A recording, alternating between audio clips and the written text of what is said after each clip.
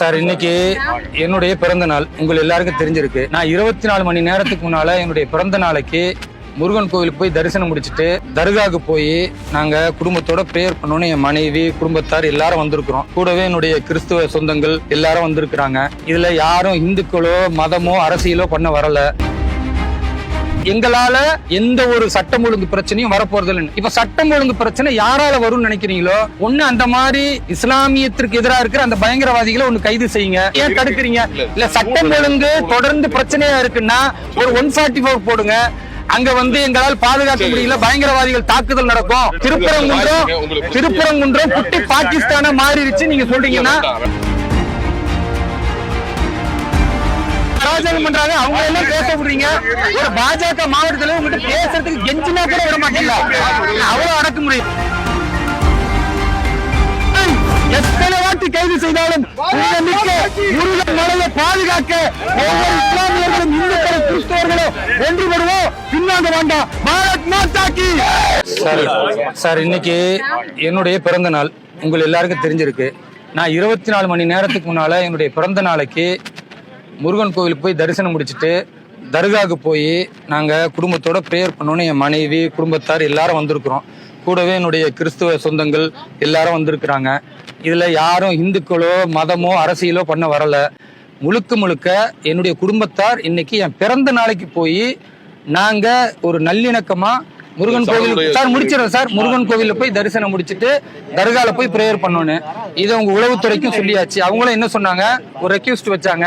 Sir, நீங்க தாராளமா இங்க கோவிலுக்கு கூட போங்க, ஆனா அமைதி மார்க்கம் நீங்க இஸ்லாம்னு சொல்றீங்க, ஆனா உங்க ஆளுங்க எல்லாம் ஒரே அராஜக போக்குல ஏதாவது ஈடுபட்டுருவாங்க, அதனால தர்காவுக்கு போகாதுன்னு உண்மையுமே எனக்கு வெக்கமா இருக்கு. ஏன்னா இஸ்லாம் அமைதி மார்க்கம், அதை அராஜகமா வன்முறையை தூண்டுறதுக்கு இருக்கிறாங்க. நாங்க சொன்னோம் சரி குடும்பத்தோட நாங்க கீழே இருந்து தொழுதுட்டு அப்படியே முருகன் தரிசனம் முடிச்சுட்டு நாங்க சென்னைக்கு போறோம். இதுதான் புரோட்டோகால். காவல்துறைக்கு கொடுத்தாச்சு, உயரதிகாரிகளுக்கு கொடுத்தாச்சு.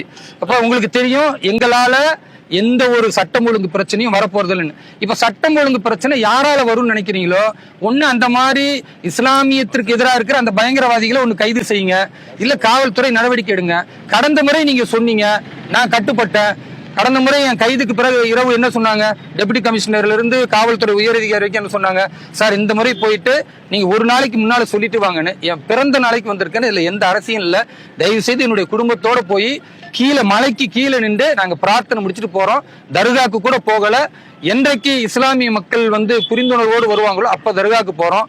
ஆனா என்ன எனக்கு கஷ்டம்னா, இந்த உணர்வு இல்லாத இந்துக்களுக்கு என்னைக்கு தான் உணர்வு வரும்னு தெரியல. ஆனா உணர்வுள்ள இஸ்லாமியர்கள் நாங்க நல்லிணக்கத்திற்காக போறோம். சரியா?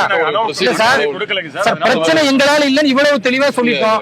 திரும்பவும் இல்ல சார், யாரால எங்களால எந்த பிரச்சனையும் இல்லையா? இல்ல சார், பிரச்சனையே இல்ல சார், பிரச்சனையே இல்லன்னா ஏன் தடுக்கிறீங்க? இல்ல சட்டம் ஒழுங்கு தொடர்ந்து பிரச்சனையா இருக்குன்னா ஒரு 144 போடுங்க.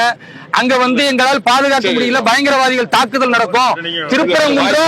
திருப்பரங்குன்றம் குட்டி பாகிஸ்தானா மாறிடுச்சு நீங்க சொல்றீங்கன்னா நாங்க ஒத்துக்கோம். இல்ல சார், திருப்பரங்குன்றம் குட்டி பாகிஸ்தான், இது எங்களால காவல்துறை எங்களால கட்டுப்படுத்த முடியாது, அதை மீறி உங்களை தாக்கிடுவாங்க அப்படின்னு சொன்னா எங்க உயிரே போனாலும் பரவாயில்ல, நாங்க போறோம். ஆனா என் பிறந்த நாள் சார், என் பிறந்த நாள் ஏன் தர்ம சங்கரம் என்ன ஆளாக்குறீங்க? நாங்க குடும்பத்தோட தான் வந்திருக்கிறோம். குடும்பத்தோட வந்தா ஏன் இப்படி சார்? மன்னிப்புல வேணாம் சார், காவல்துறை உங்களை நான் மதிக்கிறேன் சார், உங்களை மதிக்கிறேன். தயவு செய்து என்னுடைய உரிமைக்கு என்னுடைய பிறந்த நாளைக்கு நான் தரிசனத்துக்கு போறதுக்கு அனுமதிக்கிறேன்.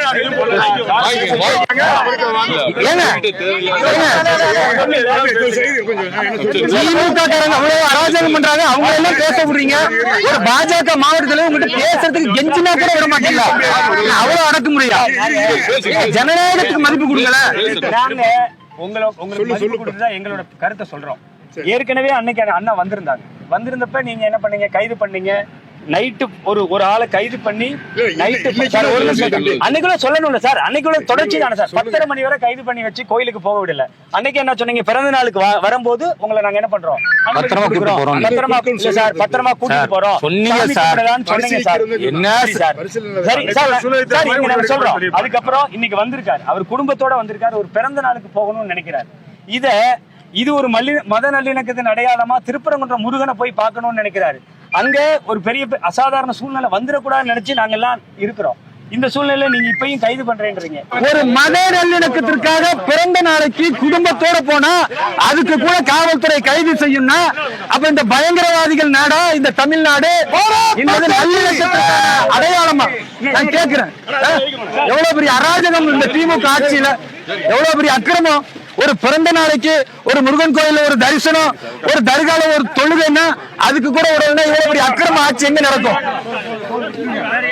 திமுக ஆட்சி வெளியும் வரை எத்தனை வாட்டி கைது செய்தாலும் முருகன் மலையை பாதுகாக்க ஒவ்வொரு இஸ்லாமியர்களும் இந்துக்களும் கிறிஸ்தவர்களும் ஒன்றுபடுவோம், பின்னாங்க வேண்டாம். பாரத் மாதா கி, பாரத் மாதா கி, பாரத் மாதா கி.